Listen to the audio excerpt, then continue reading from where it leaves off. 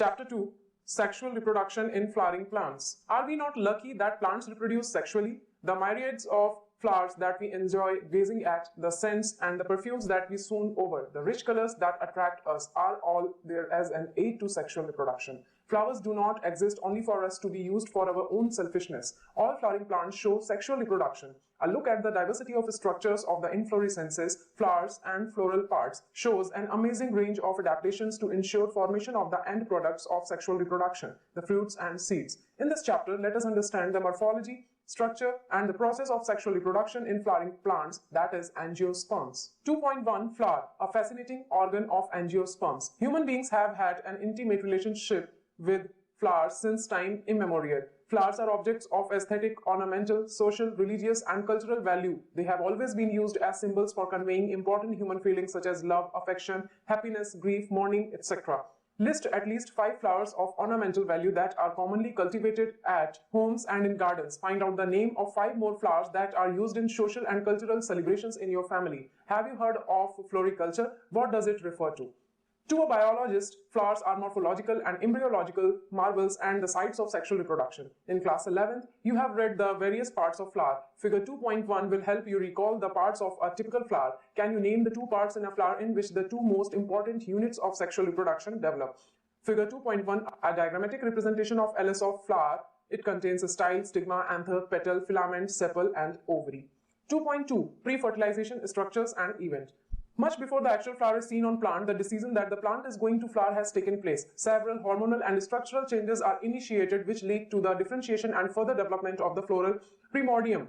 Inflorescences are formed which bear the floral buds and then the flowers. In the flower, the male and female reproductive structure, the androecium and the gynoecium differentiate and develop. You would recollect that the androecium consists of whole of stamens representing the male reproductive organ and the gynoecium represents the female reproductive organ.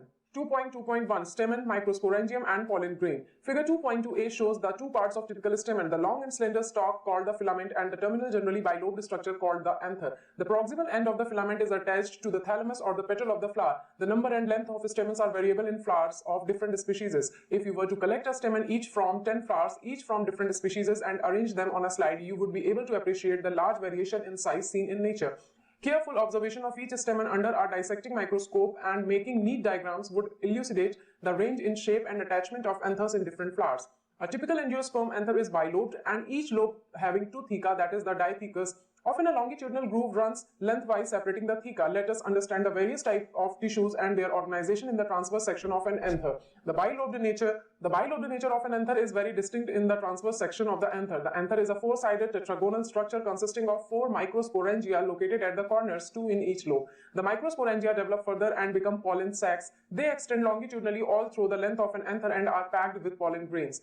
The structure of microsporangium. In our transverse section, a typical microsporangium appears near circular in outline. It is generally surrounded by 4 wall layers: the epidermis, endothecium, middle layers, and the tapetum. The outer 3 wall layers perform the function of protection and help in dehiscence of anther to release the pollen. The innermost wall layer is tapetum. It nourishes the developing pollen grains. Cells of the tapetum possess dense cytoplasm and generally have more than 1 nucleus. Can you think of how tapetal cells could become binucleate?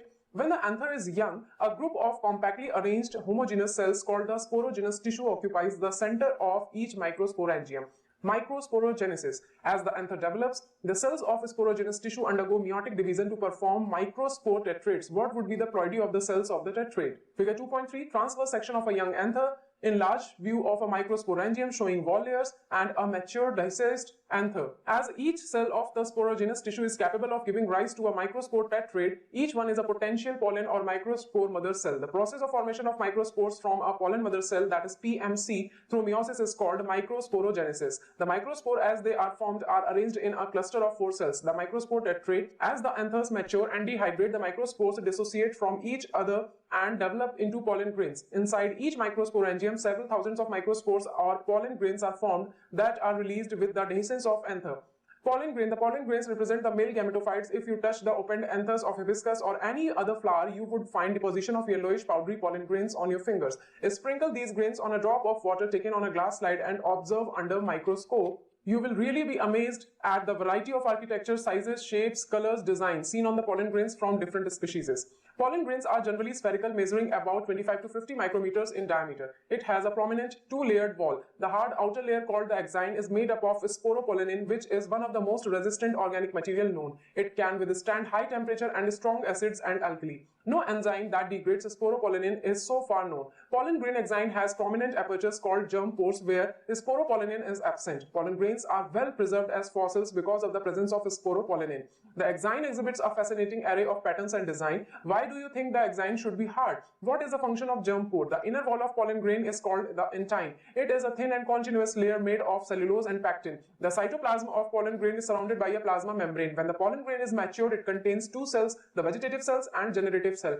The vegetative cell is bigger, has abundant food reserve and a large irregularly shaped nucleus. The generative cell is small and floats in the cytoplasm of the vegetative cell. It is spindle shaped with dense cytoplasm and nucleus. In over 60% of angiosperms, pollen grains are shed at this two-cell stage. In the remaining species, the generative cell divides mitotically to give rise to the two male gametes before pollen grains are shed, that is three-celled stage.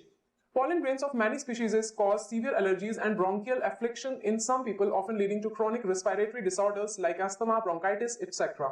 It may be mentioned that Parathenium or carrot grass that came into India as a contaminant with imported wheat has become ubiquitous in occurrence and causes pollen allergy. Pollen grains are rich in nutrients. It has become a fashion in recent years to use pollen tablets as food supplement. In Western countries, a large number of pollen products in the form of tablets and syrups are available in the market. Pollen consumption has been claimed to increase the performance of athletes and race horses. In figure 2.6, there are a diagram of some pollen products like bee pollen from England, etc. When once they are shed, pollen grains have to land on the stigma before they lost viability if they have to bring about fertilization. How long do you think the pollen grains retain viability? The period for which pollen grains remain viable is highly variable and to some extent depends on the prevailing temperature and humidity. In some cereals such as rice and wheat, pollen grains lost viability within 30 minutes of their release, and in some members of Rosaceae, Leguminosae and Solanaceae, they maintain viability for months. You may have heard of storing semen or sperms of many animals including humans for artificial insemination. It is possible to store pollen grains of a large number of species for years in liquid nitrogen at -196 degrees Celsius. Such stored pollen can be used as pollen banks similar to seed banks in crop breeding programs. 2.2.2 The pistil, megasporangium, that is ovule, and embryo sac. The gynoecium represents the female reproductive part of the flower. The gynoecium may consist of a single pistil, that is monocarpellary, or may have more than one pistil, that is multicarpellary. When there are more than one, the pistils may be fused together, that is syncarpous, or may be free apocarpous. Each pistil has three parts: the stigma, style, and ovary. The stigma serves as landing platform for pollen grains. The style is the elongated slender part beneath the stigma. The basal bulged part of the pistil is the ovary. Inside the ovary is the ovarian cavity, that is locule. The placenta is located inside the ovarian cavity. Recall the definition and types of placentation that you studied in class 11. In figure 2.7, there is a diagram of a dissected flower of hibiscus showing pistil, that is other floral parts have been removed, and another diagram is of multicarpellary syncarpous pistil of papaver, and the third diagram is of a multicarpellary apocarpous gynoecium of Meschlia, and a diagrammatic view of a typical anatropous ovule. Arising from the placenta are the megasporangia, commonly called ovules. The number of ovules in an ovary may be 1, that is for wheat, paddy, and mango, and to many, that is for papaya, watermelon, and orchids. The megasporangium, that is ovule. Let us familiarize ourselves with the structure of a typical angiosperm ovule. The ovule is a small structure attached to the placenta by means of a stalk called funicle. The body of the ovule fuses with funicle in the region called hilum. Thus, hilum represents the junction between ovule and funicle. Each ovule has one or two protective envelopes called integuments. Integuments encircle the nucleus except at the tip where a small opening called the micropyle is organized. Opposite the micropylar end is the chaliza representing the basal part of the ovule.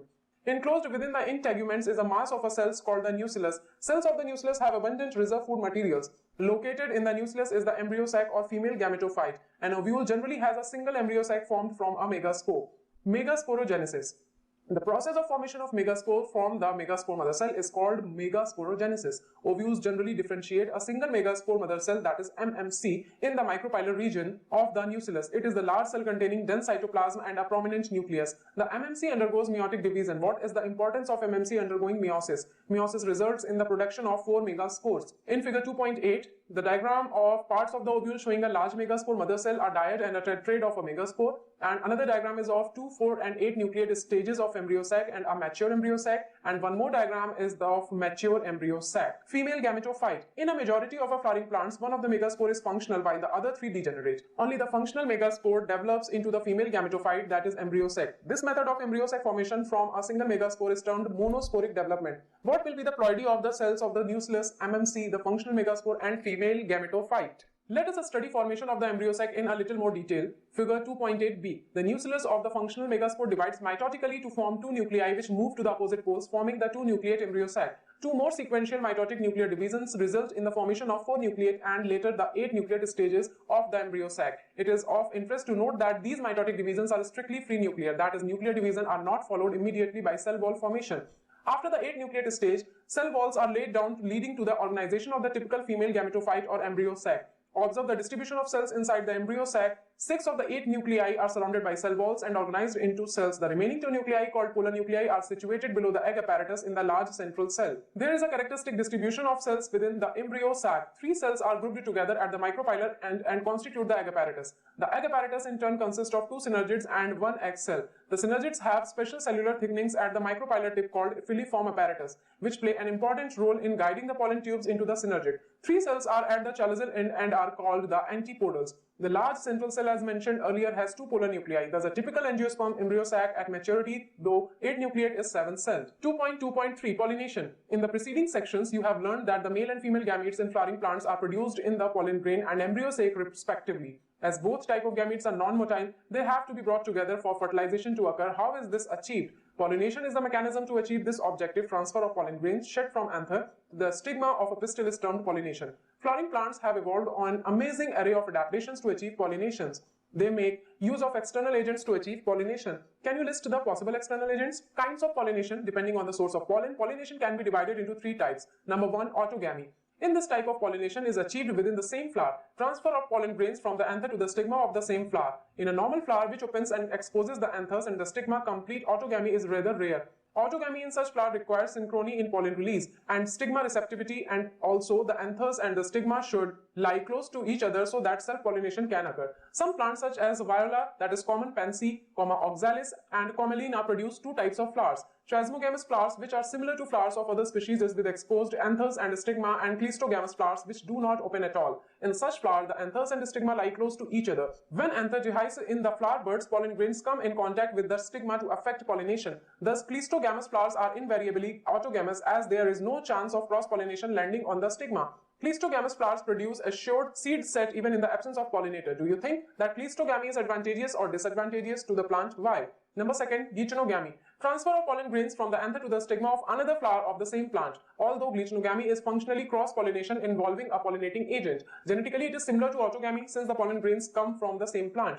Number 3, xenogamy. Transfer of pollen grains from anther to the stigma of a different plant. This is the only type of pollination which during pollination brings genetically different types of pollen grains to the stigma. Agents of pollination. Plants use 2 abiotic, that is wind and water, and 1 biotic, that is animal agents, to achieve pollination. Majority of plants use biotic agents for pollination. Only a small proportion of plants use abiotic agents. Pollen grains coming in contact with the stigma is a chance factor in both wind and water pollination. To compensate for this uncertainties and associated loss of pollen grains, the flowers produce enormous amount of pollen when compared to the number of ovules available for pollination. Figure 2.9, 3 diagrams are here, that is self-pollinated flowers, cross-pollinated flowers and cleistogamous flowers. Pollination by wind is more common amongst abiotic pollinations. Wind pollination also requires that the pollen grains are light and non-sticky so that they can be transported in wind current. They often possess well-exposed stamens so that the pollens are easily dispersed into wind currents, and large, often feathery stigma to easily trap airborne pollen grains. Wind-pollinated flowers often have a single ovule in each ovary and numerous flowers packed into an inflorescence. A familiar example is the corn cob. The tassels you see are nothing but the stigma and style which wave in the wind to trap pollen grains. Wind pollination is quite common in grasses.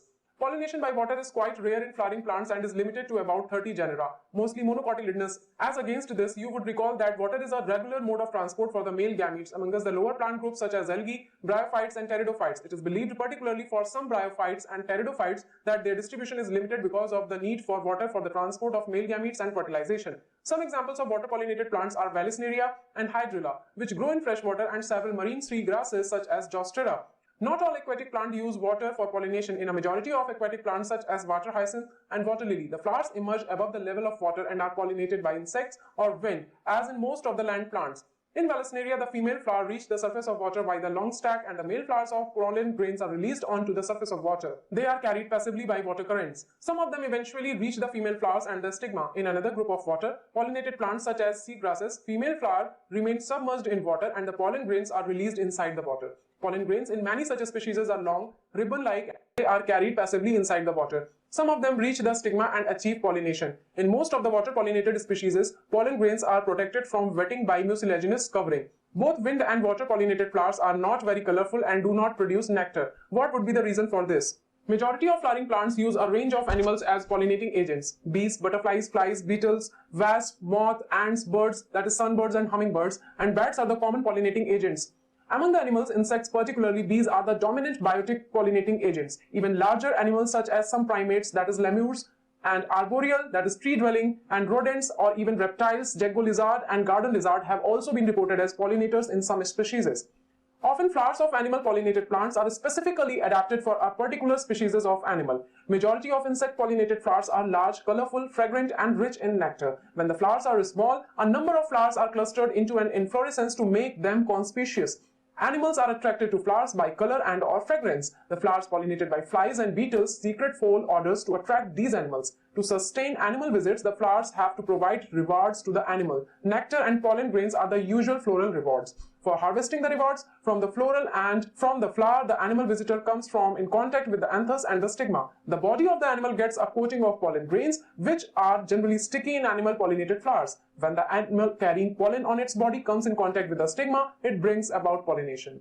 In some species, floral rewards are in providing safe places to lay eggs. An example is that of the tallest flower of Amorphophallus. The flower itself is about 6 feet in height. A similar relationship exists between a species of moth and the plant Yucca, where both species, moth and the plant, cannot complete their life cycles without each other. The moth deposits its egg in the locule of the ovary and the flower in turn gets pollinated by the moth. The larvae of the moth come out of the eggs as the seed starts developing. Why don't you observe some flowers of the flowering plants, that is, or any others available to you, that is cucumber, mango, peepal, coriander, papaya, onion, lobia, cotton, tobacco, rose, lemon, eucalyptus, banana?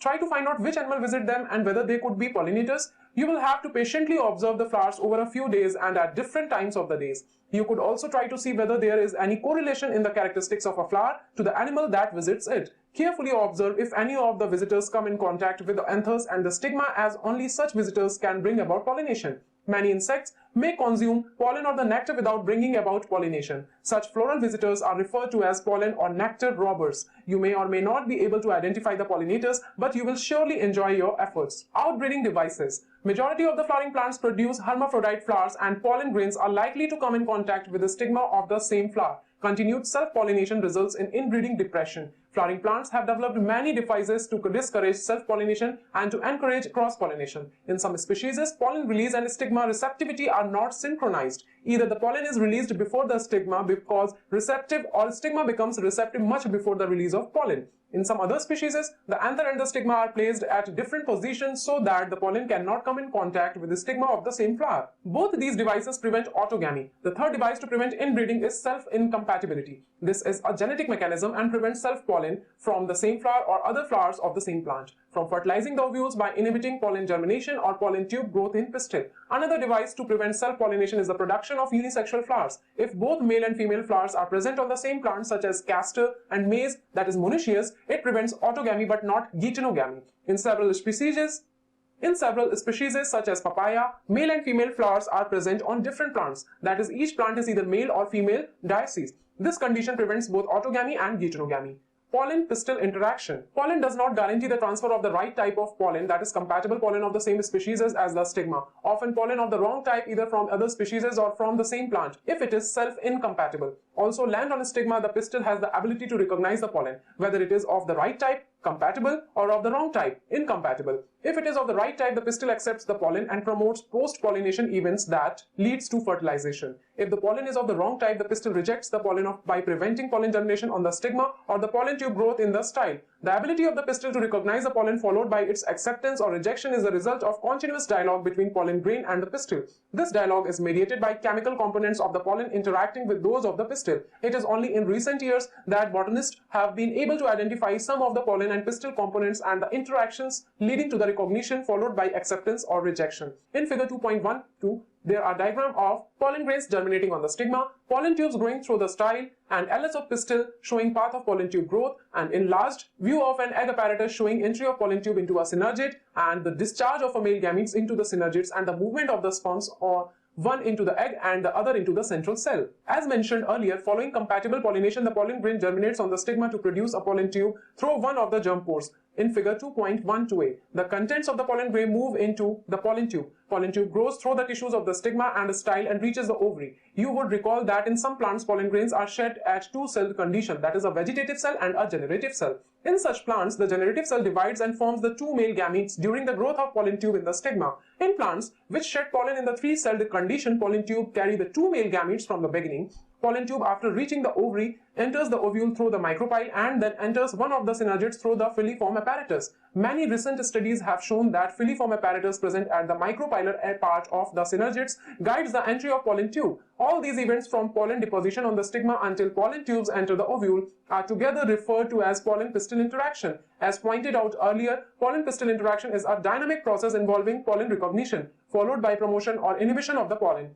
The knowledge gained in this area would help the plant breeder in manipulating pollen-pistil interaction, even in incompatible pollination to get desired hybrids. You can easily study pollen germination by dusting some pollen from flowers such as pea, chickpea, crotalaria, balsam and vinca on a glass slide containing a drop of sugar solution about 10%. After about 15 to 30 minutes, observe the slide under the lower power lens of the microscope. You are likely to see pollen tubes coming out of the pollen grains. As you shall learn in the chapter on plant breeding, that is chapter 9, a breeder is interested in crossing different species and often genera to combine desirable characters to produce commercially superior varieties. Artificial hybridization is one of the major approaches of crop improvement program. In such crossing experiments, it is important to make sure that only the desired pollen grains are used for pollination and the stigma is protected from contamination, that is from unwanted pollen. This is achieved by emasculation and bagging techniques. If the female parent bears bisexual flowers, removal of anthers from the flower bud before the anther dices using a pair of forceps is necessary. This step is referred to as emasculation. Emasculated flowers have to be covered with a bag of suitable size, generally made up of butter paper, to prevent contamination of its stigma with unwanted pollen. This process is called bagging. When the stigma of bagged flower attains receptivity, mature pollen grains collected from the anthers of the male part and dusted on the stigma, and the flowers are rebagged and the fruits allowed to develop. If the female parent produces unisexual flowers, there is no need for emasculation. The female flower buds are bagged before the flowers open. When the stigma becomes receptive, pollination is carried out using the desired pollen and the flower rebagged. 2.3 Double fertilization. After entering one of the synergates, the pollen tube releases the two male gametes into the cytoplasm of synergate. One of the male gametes moves towards the egg cell and fuses with its nucleus, thus completing the syngamy. This results in the formation of a diploid cell, the zygote. The other male gametes moves towards the two polar nuclei located in the central cell and fuses with them to produce a triploid primary endosperm nucleus, PEN. As this involves the fusion of three haploid nuclei, it is termed triple fusion. Since two types of fusion, syngamy and triple fusion, take place in an embryo sac, the phenomena is termed double fertilization, an event unique to flowering plants. The central cell after triple fusion becomes the primary endosperm cell, PEC, and develops into endosperm, while the zygote develops into an embryo. Figure 2.13, fertilized embryo sac showing zygote and primary endosperm, PEN. B. Stages in embryo development in a dicot shown in reduced size as compared to A. 2.4 Post-fertilization, structures and events. Following double fertilization events of endosperm and embryo development, maturation of ovules into seeds and ovary into fruits are collectively termed post-fertilization event. 2.4.1 Endosperm. Endosperm development precedes embryo development. Why? The primary endosperm cell divides repeatedly and forms a triploid endosperm tissue. The cells of this tissue are filled with reserve food materials and are used for the nutrition of the developing embryo. In the most common type of endosperm development, the PEN undergoes successive nuclear division to give rise to free nuclei. This stage of endosperm development is called free nuclear endosperm. Subsequently, cell wall formation occurs and the endosperm becomes cellular. The number of free nuclei formed before cellularization varies greatly. The coconut water from tender coconut that you are familiar with is nothing but free nuclear endosperm made up of thousands of nuclei, and the surrounding white kernel is the cellular endosperm. Endosperm may either be completely consumed by the developing embryo, example pea, groundnut, beans, before seed maturation, or it may persist in the mature seed, example castor and coconut, and be used up during seed germination. Split open some seeds of castor, peas, beans, groundnut, fruit of coconut and look for the endosperm in each case. Find out whether the endosperm is persistent in cereals, wheat, rice and maize. 2.4.2 Embryo. Embryo develops at the micropylar end of the embryo sac, where the zygote is situated. Most zygotes divide only after a certain amount of endosperm is formed. This is an adaptation to provide assured nutrition to the developing embryo. Though the seeds differ greatly, the early stages of embryo development, embryogeny, are similar in both monocotyledons and dicotyledons. Figure 2.13 depicts the stages of embryogeny in a dicotyledonous embryo. The zygote gives rise to the pre-embryo and subsequently to the globular, heart-shaped and mature embryo. A typical dicotyledonous embryo consists of an embryonal axis and two cotyledons. The portion of embryonal axis above the level of cotyledons is the epicotyle, which terminates with the plumule or stem tip. The cylindrical portion below the level of cotyledon is hypocotyle, that terminates at its lower end in the radicle or root tip. The root tip is covered with a root cap. Embryos of monocotyledons possesses only one cotyledon. In the grass family, the cotyledon is called scutellum, that is situated towards one side, that is lateral of the embryonal axis. At its lower end, the embryonal axis has the radicle and root cap enclosed in an undifferentiated sheath called coleorhiza. The portion of the embryonal axis above the level of attachment of scutellum is the epicotyle. Epicotyle has a shoot apex and a few leaf primordia enclosed in a hollow foliar structure, the coleoptile. Soak a few seeds in water, that is maize, peas, chickpeas, groundnut, overnight. Then split the seeds and observe the various parts of the embryo and the seed. 2.4.3 Seed. In angiosperms, the seed is the final product of sexual reproduction. It is often described as fertilized ovule. Seeds are formed inside fruits. A seed typically consists of seed coat, cotyledons and an embryo axis. The cotyledons of the embryo are simple structures, generally thick and swollen due to storage of food reserves, as in legumes. Mature seeds may be non-albuminous or exalbuminous. Non-albuminous seeds have no residual endosperm as it is completely consumed during embryo development. Example, pea, groundnut. Albuminous seeds retain a part of endosperm as it is not completely used up during embryo development. Example, wheat, maize, barley, castor. Occasionally in some seeds such as black pepper and beet, remnants of nucellus are also persistent. The residual persistent nucellus is the perisperm. Integuments of ovules harden as tough protective seed coats. The micropyle remains as a small pore in the seed coat that facilitates entry of oxygen, water into the seed during germination. As the seed matures, its water content is reduced and seeds become relatively dry, 10 to 15% moisture by mass. The general metabolic activity of the embryo slows down. The embryo may enter a state of inactivity called dormancy, or if favorable conditions are available, adequate moisture, oxygen and suitable temperature, they germinate. As ovules mature into seeds, the ovary develops into a fruit, that is the transformation of ovules into seeds and ovary into fruit proceeds simultaneously. The wall of the ovary develops into the wall of fruit called pericarp. The fruits may be fleshy as in guava, orange, mango, etc. or may be dry as in groundnut and mustard, etc. Many fruits have evolved mechanisms for dispersal of seeds. Recall the classification of fruits and their dispersal mechanism that you have studied in an earlier class. Is there any relationship between number of ovules in an ovary and the number of seeds present in a fruit? In most plants, by the time the fruit develops from the ovary, other floral parts degenerate and fall off. However, in a few species, such as apple, strawberry, cashew, etc., the thalamus also contributes to fruit formation.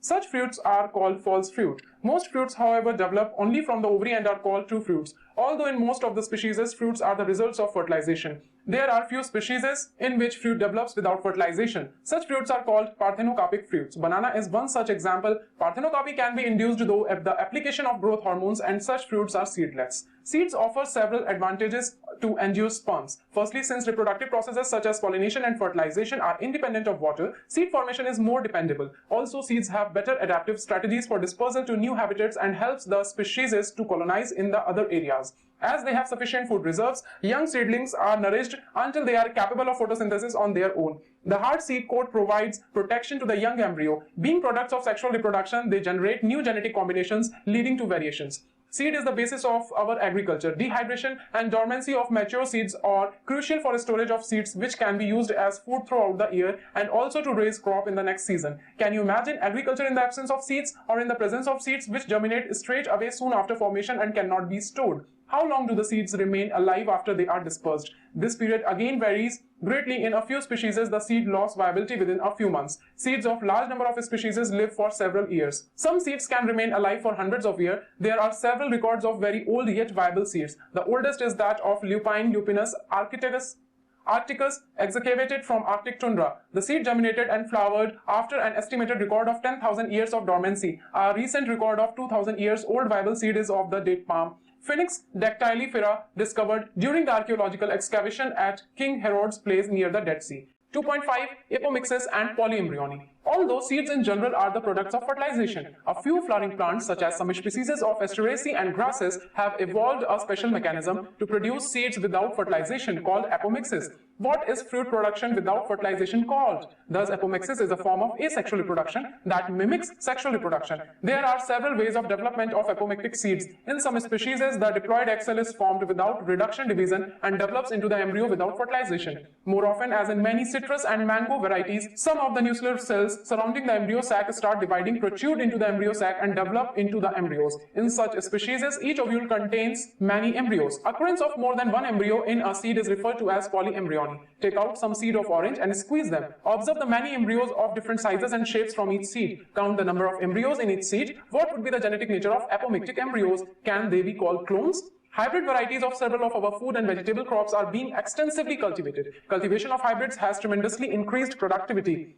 One of the problems of hybrids is that hybrid seeds have to be produced every year. If the seeds collected from hybrids are sown, the plants in the progeny will segregate and do not maintain hybrid characters. Production of hybrid seeds is costly and hence the cost of hybrid seeds become too expensive for the farmers. If these hybrids are made into apomix, there is no segregation of characters in the hybrid progeny. Then the farmers can keep on using the hybrid seeds to raise new crop year after year, and he does not have to buy hybrid seeds every year because of the importance of apomixis in hybrid seed industry. Active research is going on in many laboratories around the world to understand the genetics of apomixis and to transfer apomictic genes into hybrid varieties. Summary.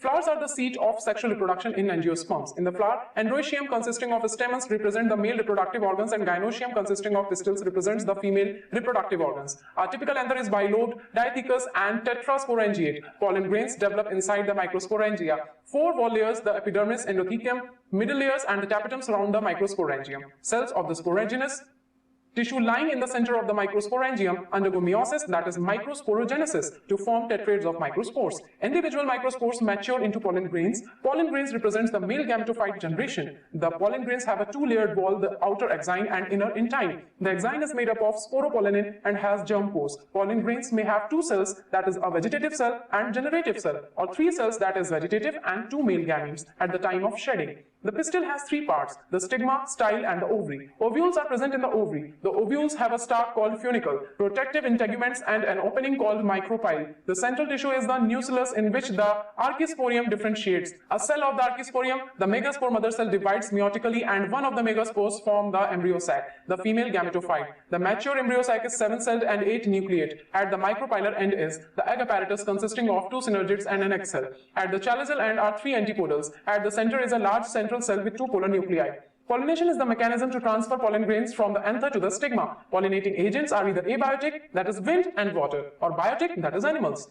Pollen-pistil interaction involves all events from the landing of pollen grains on the stigma until the pollen tube enters the embryo sac when the pollen is compatible, or pollen inhibition when the pollen is incompatible. Following compatible pollination, pollen grain germinates on the stigma and the resulting pollen tube grows through the style, enters the ovules and finally discharges 2 male gametes in one of the synergids. Angiosperms exhibit double fertilization because 2 fusion events occur in each embryo sac, namely syngamy and triple fusion. The product of these fusions are the diploid zygote and the triploid primary endosperm nucellus. Endosperm nucleus in the primary endosperm cell. Zygote develops into the embryo and the primary endosperm cells forms the endosperm tissue. Formation of endosperm always precedes development of the embryo. The developing embryo passes through different stages such as the proembryo, globular and heart-shaped stages before maturation. Mature dicotyledonous embryo has 2 cotyledons and an embryonal axis with epicotyle and hypocotyle. Embryos of monocotyledonous have a single cotyledon. After fertilization, ovary develops into fruits and ovules develop into seeds. A phenomena called apomixis is found in some angiosperms,